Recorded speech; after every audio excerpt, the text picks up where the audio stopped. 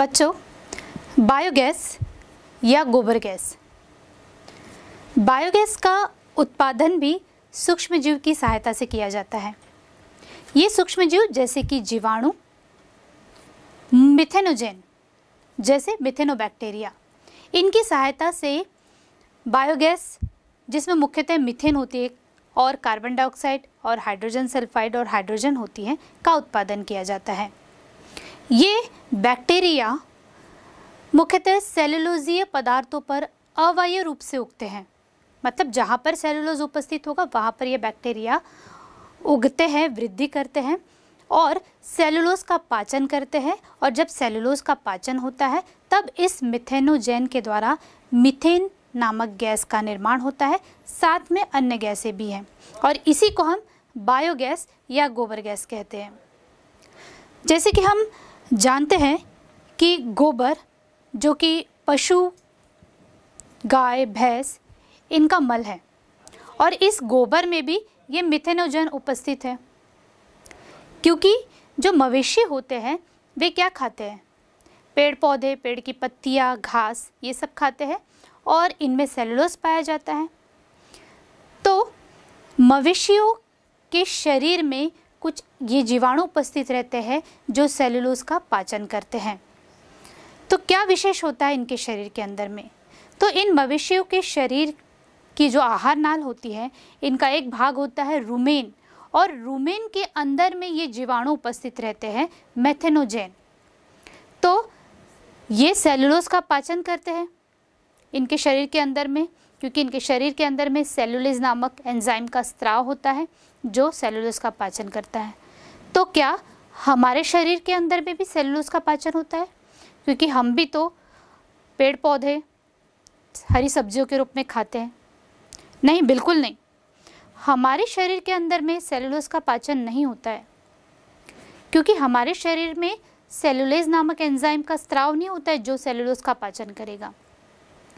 हाँ, अगर हमारे पूर्वजों की बात करें, हमारे पूर्वज जो कपि हुआ करते थे, उनके शरीर के अंदर में ये जीवाणु उपस्थित रहते थे जो सेलुलोज का पाचन करते थे। तो ये जीवाणु कहाँ उपस्थित रहते थे? हमारे शरीर के अंदर में जो बड़ी आंत होती है, जिसका एक हिस्सा होता है सीकम। इस सीकम में एक कृमि रूपी संरचना निकली हुई रहती है जिसको हम कहते हैं वर्मीफॉर्म अपेंडिक्स।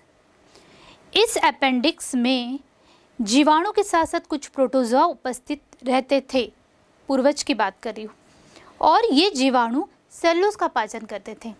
लेकिन जैसे जैसे विकास हुआ, इवोल्यूशन हुआ, तो ये जो जीवाणु थे ये धीरे धीरे खत्म हो गए और आज अब मनुष्य की बात करते हैं तो मनुष्यों के शरीर में ये जीवाणु उपस्थित नहीं है जो सेलुलोज का पाचन करे। तो ये जो वर्मीफॉर्म अपेंडिक्स है, अब ये अवशेषीय अंग हो गया है। तो अवशेषीय अंग का मतलब है कि अब ये ऐसा अंग है जिसका कोई उपयोग नहीं है, क्योंकि इसके अंदर में जो जीवाणु उपस्थित रहते थे वो अब नहीं रहते हैं जो सेलुलोज का पाचन करते थे, इसलिए अब ये अवशेषीय अंग हो गया है। तो हमने देखा कि जो मवेशी है, इनके शरीर में रूमेन में ये मिथेनोजेन जीवाणु पाए जाते हैं जो सेलुलोज का पाचन करते हैं। तो इन पशुओं का जो गोबर होता है, जो मल होता है, जिसे गोबर कहते हैं, इस गोबर में भी क्या उपस्थित है? सेलुलोज है। मतलब यहाँ पर भी कौन से जीवाणु होंगे? मेथेनोजेन जीवाणु होंगे। तो इस गोबर का उपयोग बायोगैस के उत्पादन में किया जाता है। तो क्योंकि ये मिथेनोजेन है, इससे मीथेन गैस का निर्माण होता है। तो इसी गोबर का हम यूज़ करेंगे बायोगैस के निर्माण में। तो आइए हम समझते हैं बायोगैस की संरचना कैसी होती है, कैसे ये बायोगैस प्लांट काम करता है। तो बायोगैस प्लांट में एक बड़ी टंकी होती है, कंक्रीट की एक बड़ी टंकी बनी हुई रहती है जो कि 10 से 15 फीट गहरी होती है। अब इस गहरी टंकी में गोबर को डाला जाता है। अब गोबर को कैसे डाला जाता है? गोबर को पानी के साथ मिक्स करके उसका मिश्रण बनाया जाता है और इस मिश्रण को हम कहते हैं स्लरी या करदम। इस मिश्रण को इस टैंक के अंदर में डाला जाता है। साथ ही इसमें अपशिष्ट संग्रहित भी हम डाल सकते हैं, जैसे कि पेड़ पौधों की पत्तियां है, टहनियाँ है, इनका भी यूज़ हम इसमें कर सकते हैं। तो गोबर और जल को मिलाकर क्या बना ली, स्लरी बना ली। इस स्लरी को किसके अंदर में डाल रहे हैं हम, इस बड़ी टैंक के अंदर में डाल रहे हैं और इस टैंक को कहा जाता है डाइजेस्टर। डाइजेस्टर क्यों, क्योंकि यहाँ पर सेलुलोज का पाचन होगा, इसलिए इसको डाइजेस्टर कहते हैं। तो गोबर इसमें डाला, गोबर के अंदर में क्या उपस्थित है, सेलुलोज है। वहाँ पर कौन से जीवाणु हैं, मेथेनोजन जीवाणु हैं। तो ये जीवाणु क्या करते हैं, अवायवीय रूप से यहाँ पर वृद्धि करते हैं, क्योंकि जब इनको अवायवीय वातावरण मिलता है ऑक्सीजन की अनुपस्थिति में, ये बहुत वृद्धि करते हैं और जितनी वृद्धि होंगे उतना यहाँ पर सेलुलोज का पाचन होगा। तो सेलुलोज के पाचन से क्या होता है, गैस का निर्माण होता है, जिसमें मुख्यतः होती है मीथेन, कार्बन डाइऑक्साइड, हाइड्रोजन, ये गैस बनती है। जैसे जैसे इस टंकी में गैस बनती जाती है, ये जो गैस है ऊपर उठती जाती है। अब इस टंकी के ऊपर में एक गुंबद आकार का ढक्कन लगा हुआ रहता है। ये जो ढक्कन होता है इसे हम सचल ढक्कन या गैस होल्डर कहते हैं, क्योंकि ये जैसे ही गैस ऊपर उठती है ये ढक्कन भी हल्का सा ऊपर उठने लगता है और इस ढक्कन के ऊपर में एक निकास नली लगी हुई रहती है और इस निकास नली से ये गैस एकत्रित की जाती है और घरों में इसकी सप्लाई की जाती है। घरों में इस गैस की सप्लाई ईंधन के रूप में, खाना पकाने के लिए, साथ ही ऊर्जा स्रोत के रूप में प्रकाश उत्पन्न करने के लिए भी इस बायोगैस का उपयोग किया जाता है। तो यहाँ पर जो गैस बन रही है जिसमें मुख्यतः मीथेन, कार्बन डाइऑक्साइड, हाइड्रोजन है, ये गैस क्या कहलाएगी, बायोगैस कहलाएगी, जिसे हम गोबर गैस भी कहते हैं और ये प्राकृतिक गैस भी कहलाती है क्योंकि ये गोबर से इसका निर्माण हो रहा है। इसके अलावा जो उपयोग की गई करदम होती हैं, अब उपयोग तो की गई जिससे गैस का निर्माण हुआ, बायोगैस का निर्माण हुआ, बाकी जो उपयोग किए जाने के बाद जो बची हुई करदम होती है इसको भी एक निकास नली के द्वारा अलग निकाल दिया जाता है जिसे कहते हैं स्लज। इस स्लज का उपयोग उर्वरक के रूप में किया जाता है, खेतों में इसको डाला जाता है ताकि फसल का उत्पादन अच्छे से हो, खाद के रूप में इस स्लज का उपयोग किया जाता है। तो अब इसमें जो गैस बन रही है जिसे हम प्राकृतिक गैस कह रहे हैं, क्योंकि ये इसमें प्रदूषक तत्व बहुत कम मात्रा में रहते हैं और ये प्रदूषण रहित गैस का निर्माण कर रहे हैं। और ज़्यादातर बायोगैस प्लांट आपने देखा होगा ये गांवों में बनाए जाते हैं। जितने भी बायोगैस प्लांट होते हैं ये सभी गांव में बनाए जाते हैं क्योंकि गांव में पशुओं का गोबर हमें अधिक मात्रा में मिलता है, वहाँ पर गोबर का उत्पादन ज़्यादा होता है, इसलिए जितने भी बायोगैस प्लांट होते हैं ये विलेजेस में, गाँव में बनाए जाते हैं। साथ ही बायोगैस जो बन रही है ये गैस प्रदूषण रहित भी है और ये गैस ज्वलनशील भी है, इसका उपयोग हम ईंधन के रूप में कर रहे हैं और ये हमारे पर्यावरण के लिए भी बहुत ही उपयोगी गैस है क्योंकि इससे प्रदूषण नहीं हो रहा है। दूसरा, बायोगैस प्लांट के उत्पादन में दो ऐसी संस्थानें हैं जो मुख्य रूप से इनके निर्माण में योगदान दे रही है, जो बहुत ही इम्पॉर्टेंट है।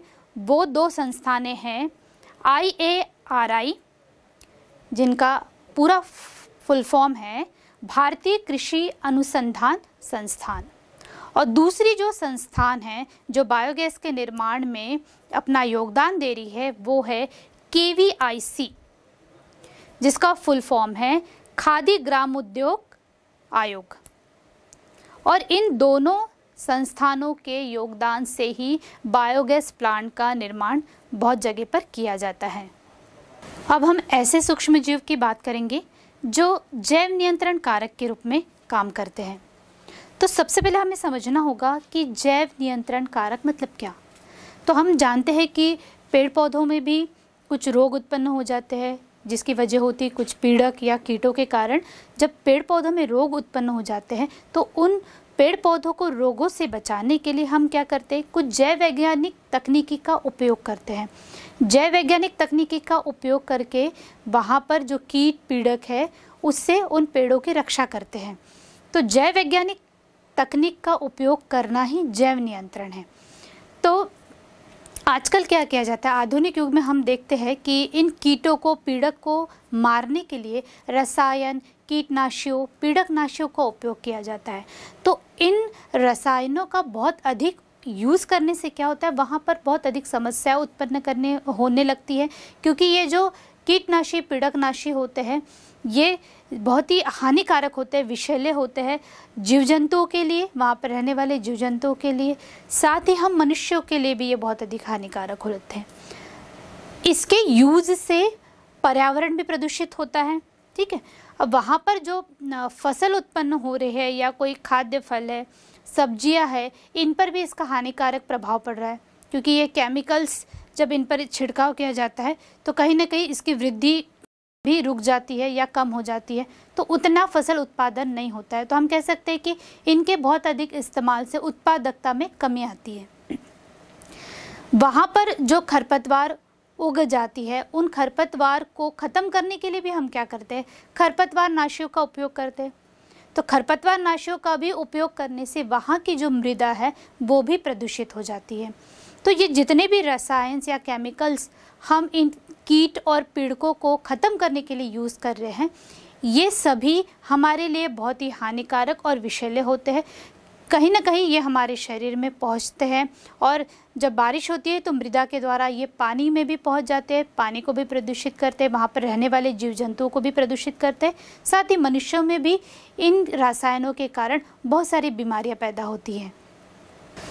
तो इन पीड़कनाशियों के उपयोग से क्या हो रहा है, वहाँ पर रहने वाले जो जीव जंतु हैं वो मर रहे हैं, वहाँ पर रहने वाले जो पौधे हैं वो मर रहे हैं, ठीक है। मतलब वहाँ की जैव विविधता पर इसका बहुत अधिक प्रभाव पड़ रहा है। वहाँ की जैव विविधता कम हो रही है, मतलब वहाँ पर रहने वाले जितने भी जीव है जो एक दूसरे पर निर्भर है वो अपने आप क्या हो जाएगी, उनकी संख्या कम हो जाएगी, मतलब जैव विविधता कम हो जाएगी। जैव विविधता कम होगी मतलब पारितंत्र हमारा कैसा हो जाएगा, असंतुलित हो जाएगा, ठीक है। तो इसी प्रकार के दुष्प्रभाव से बचने के लिए ही हमें किसकी आवश्यकता है, जैविक पीड़क नियंत्रण की आवश्यकता है।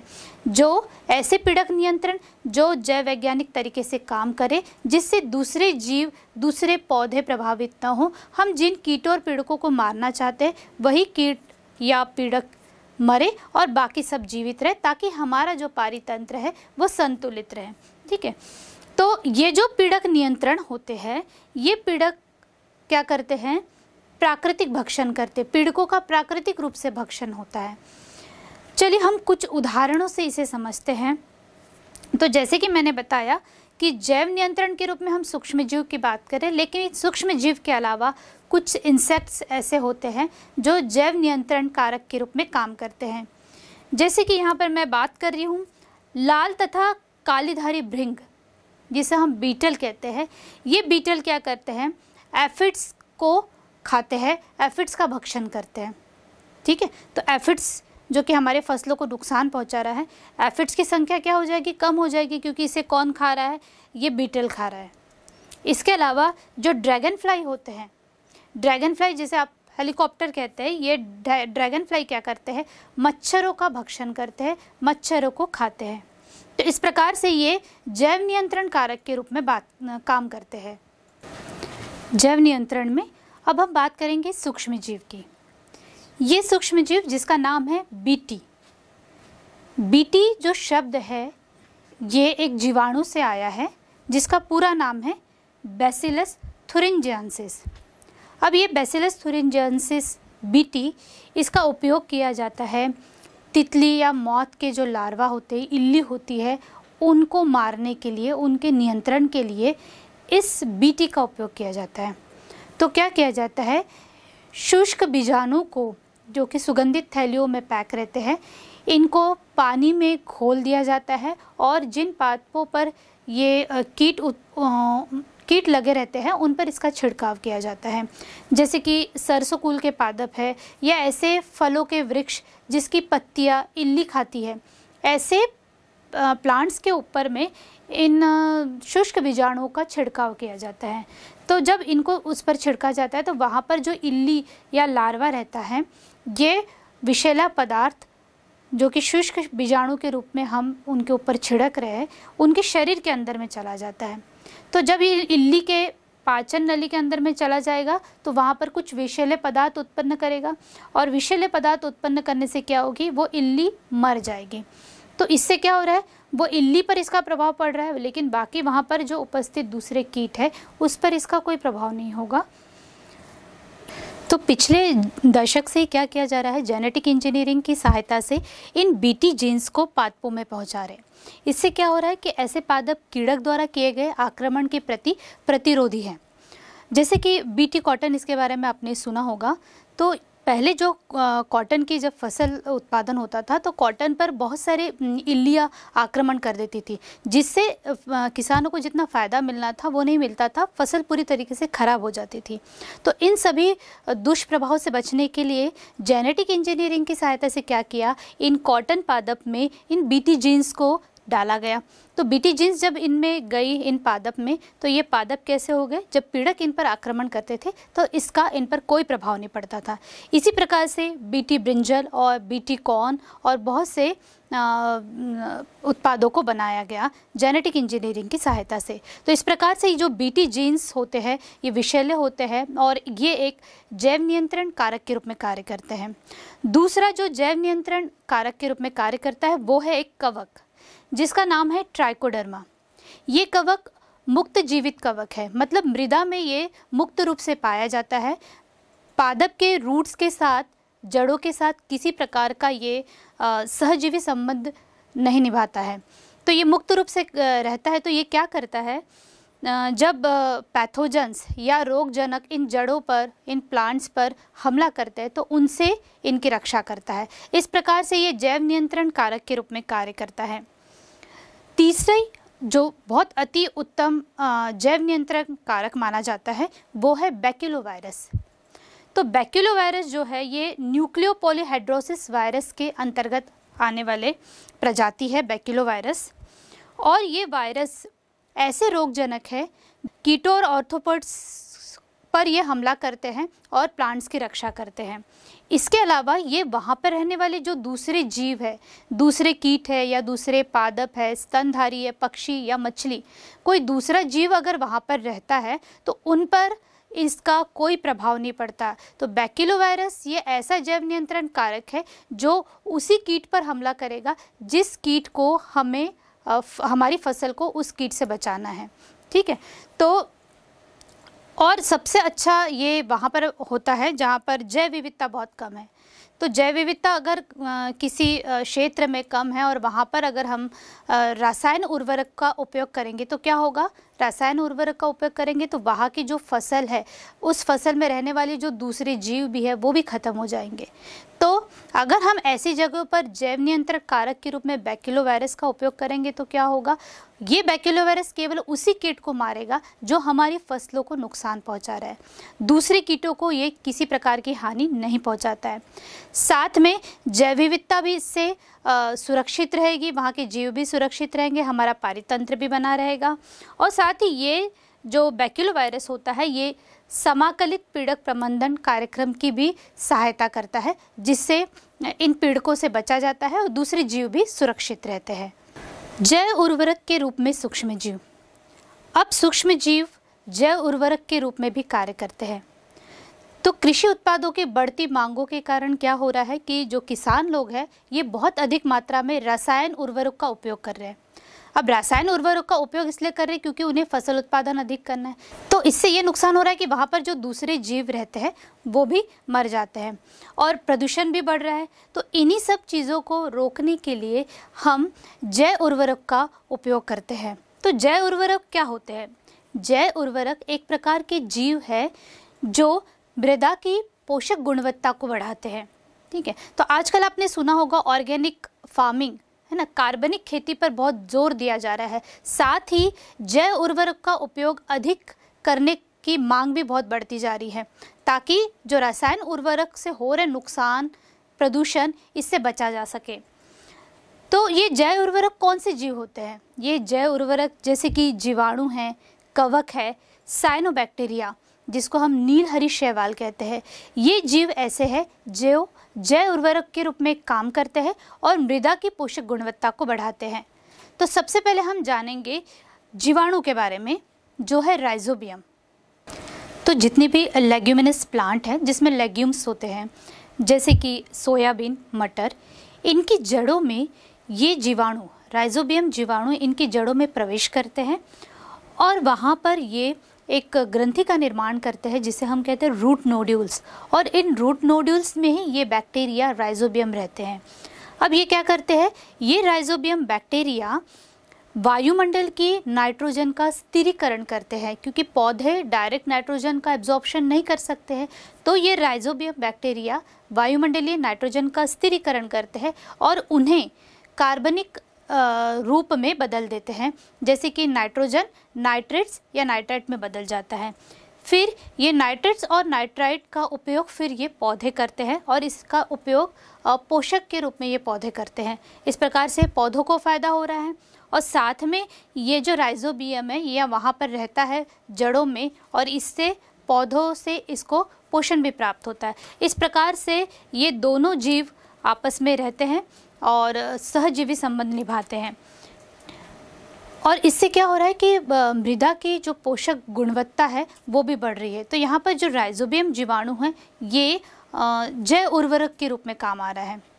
इसी प्रकार से तो कुछ पौधे जिसमें कि जैसे लेग्यूमिनस पौधे अगर नहीं हैं तो दूसरे पौधों में कैसे होगा, तो दूसरे पौधों में भी नाइट्रोजन फिक्सेशन के लिए दूसरे जीवाणु वहाँ पर मृदा में उपस्थित रहते हैं, और ये जो दूसरे जीवाणु जैसे कि एजोस्पाइरिलम या एजोबैक्टर, ये ऐसे जीवाणु हैं, ये भी नाइट्रोजन का फिक्सेशन करते हैं, कार्बनिक पदार्थों में बदलते हैं और मृदा में नाइट्रोजन अवयव की मात्रा को बढ़ाते हैं।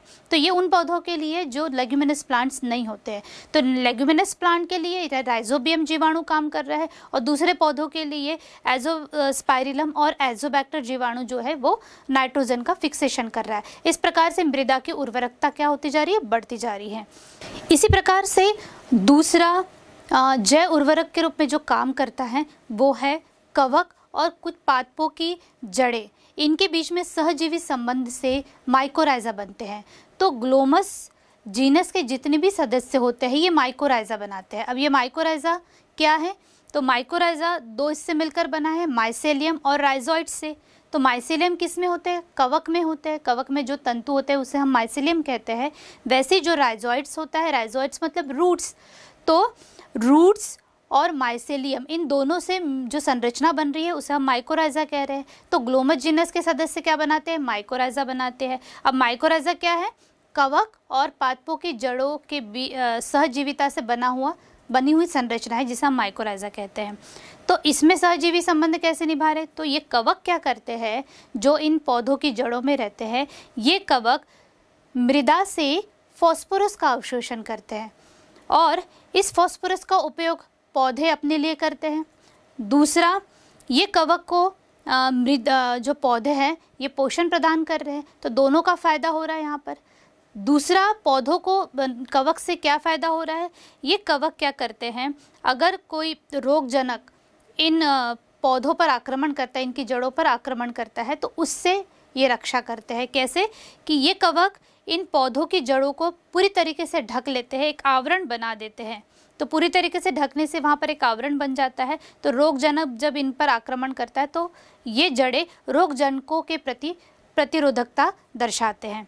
दूसरा, अगर उस क्षेत्र में लवणता अधिक बढ़ जाए या सूखा अधिक हो जाए तो इससे भी ये कवक उस पादप की रक्षा करते हैं, वहाँ के सरफेस एरिया को बढ़ाते हैं, पानी का अवशोषण बहुत ज़्यादा करते हैं, तो वहाँ पर जो सूखा पड़ता है उसकी भी कमी नहीं होती है, पानी की कमी नहीं होती है जब ये कवक इन पौधों की जड़ों पर आ जाते हैं। तो इस प्रकार से यहाँ पर सहजीवी संबंध ये दोनों निभाते हैं, जिसको हम कहते हैं माइकोराइजा। तो ये भी क्या कर रहे हैं, जैव उर्वरक के रूप में काम कर रहे हैं और मृदा की पोषकता को बढ़ा रहे हैं। तीसरा जो जैव उर्वरक के रूप में काम करता है वो है साइनोबैक्टीरिया, नील हरित शैवाल। तो हम जानते हैं कि जो नील हरित शैवाल होते हैं ये स्वपोषी होते हैं, मतलब ये अपना भोजन स्वयं बनाते हैं। तो ये ऐसे जीव है, ऐसे सूक्ष्म जीव है जो कैसे है, स्वपोषित है। ठीक है। साथ ही ये जो साइनोबैक्टीरिया होते हैं ये जलीय और स्थलीय वायुमंडल में विस्तृत रूप से पाए जाते हैं। ठीक है। और इनका क्या काम होता है, ये भी नाइट्रोजन का स्थिरीकरण करते हैं और उन्हें कार्बनिक रूप में परिवर्तित कर देते हैं, जिनका उपयोग पौधे करते हैं। और जैसे कुछ उदाहरण हम देख लेते हैं, जैसे कि एनाबिना है, नॉस्टॉक है, ऑसिलोटेरिया है। ये ऐसे सूक्ष्म जीव है जो वायुमंडल की नाइट्रोजन का स्थिरीकरण करके उन्हें कार्बनिक पदार्थों में बदल देते हैं। तो इससे भी क्या हो रहा है कि जैव उर्वरक के रूप में काम कर रहे हैं, तो मृदा की जो पोषक गुणवत्ता है वो क्या हो रही है, बढ़ रही है। ठीक है, तो खास तौर पे धान के खेत में ये जो साइनोबैक्टीरिया है ये जैव उर्वरक के रूप में काम करते हैं और वहाँ पर कार्बनिक पदार्थ की मात्रा को बढ़ाते हैं। तो आजकल जो किसान लोग हैं वो रसायन उर्वरक का उपयोग उतना ज़्यादा नहीं कर रहे हैं जितना कि ये जैव उर्वरक का उपयोग कर रहे हैं, क्योंकि बाज़ारों में जैव उर्वरक बहुत अधिक मात्रा में मिल रहा है और जिसका उपयोग ये किसान लोग अपने खेतों में करते हैं ताकि फसल उत्पादन अच्छा हो। चलिए बच्चों, हम एक कहानी सुनते हैं। ये कहानी है कवकनाशी बोरडॉक्स मिश्रण की, जो बहुत ही रोचक कहानी है और ये बात है सन 1882 की। फ्रांस में एक स्थान है बोरडॉक्स, वहाँ पर अंगूर का एक बाग हुआ करता था और इस अंगूर का जो बाग था ये आम सड़क से सटा हुआ था। तो वहाँ से आते जाते लोग क्या करते थे, इस अंगूर को खा लेते थे। ऐसा बहुत दिनों तक चलता रहा। अब लोगों की इसी शैतानी को रोकने के लिए अंगूर के बाग के मालिक को एक उपाय सोचा। उसने क्या किया, पानी, चूना और कॉपर सल्फेट को मिलाकर एक मिश्रण तैयार किया और इस मिश्रण को इस अंगूर के बेल पर छिड़क दिया। साथ ही वहाँ पर उसने एक बोर्ड लगा दिया, जहाँ पर से लोग आते जाते थे वहाँ पर एक बोर्ड लगा दिया और उस पर लिख दिया जहर। तो इस मिश्रण को छिड़कने से अंगूर का स्वाद खराब होने लगा, फिर लोग उसे नहीं खाते थे। लेकिन संयोगवश वहाँ पर एक ऐसी घटना घटी कि कुछ समय बाद उस अंगूर के खेत पर एक कवक रोग का आक्रमण हुआ था और इस रोग का नाम था डाउनी मिल्ड्यू। और डाउनी मिल्ड्यू जो रोग था एक कवक से हुआ था जिसका नाम है प्लाज्मोपारा विट्रिकोला।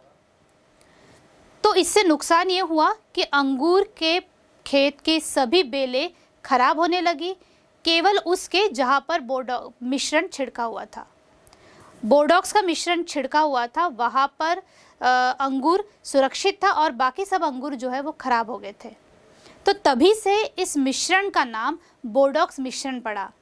और ये जो मिश्रण होता है ये बनाया जाता है 5 लीटर पानी में 40 ग्राम कॉपर सल्फेट लिया जाता है, साथ ही 40 ग्राम कैल्शियम हाइड्रोक्साइड लिया जाता है और इसको मिक्स करके ये मिश्रण बनाया जाता है जिसका नाम है बोरडॉक्स मिश्रण। क्योंकि ये घटना बोरडॉक्स में हुई थी इसलिए इसका नाम बोरडॉक्स मिश्रण पड़ा। उसके बाद फ्रांस में अंगूर के खेती जब करते हैं तो इस बोरडॉक्स मिश्रण का उपयोग किया जाता है, जिससे अंगूर का उत्पादन काफ़ी बढ़ने लगा, अंगूर की खेत उत्पादकता बहुत अधिक होने लगी। इस प्रकार से इस बोरडॉक्स मिश्रण की कहानी है। तो बच्चों, है ना बहुत ही रोचक कहानी। तो बच्चों, आपने देखा कि ये सूक्ष्म जीव हमारे लिए रोगजनक होने के साथ साथ कितने ज़्यादा फायदेमंद है। हमने ये देखा कि ये सूक्ष्म जीव हमारे लिए घरेलू उत्पाद बनाने में भी बहुत अधिक उपयोगी है, औद्योगिक उत्पादों में भी इनका उपयोग किया जाता है, प्रतिजैविक एंटीबायोटिक्स बनाने के लिए भी इन सूक्ष्मजीव का उपयोग किया जाता है। साथ ही साथ हमने देखा कि कैसे वाहित मल का उपचार करने के लिए भी इन सूक्ष्मजीव की सहायता ली जाती है। साथ ही बायोगैस के निर्माण के लिए भी ये सूक्ष्मजीव बहुत ही ज़्यादा लाभदायक होते हैं। उसके अलावा हमने देखा कि जैव नियंत्रण कारक के रूप में ये सूक्ष्मजीव काम करते हैं और जैव उर्वरक की तरह भी ये काम करके मृदा की पोषकता को बढ़ाते हैं और उत्पादकता को भी बढ़ाते हैं। इस प्रकार से हम ये कह सकते हैं कि जो सूक्ष्म जीव है ये पृथ्वी पर उपस्थित जीवन का एक महत्वपूर्ण घटक है और इसके विविध उपयोग से स्पष्ट है कि जिनका प्रयोग मनुष्य कर रहा है, मानव समाज कल्याण में इन सूक्ष्मजीव की बहुत ही महत्वपूर्ण भूमिका है।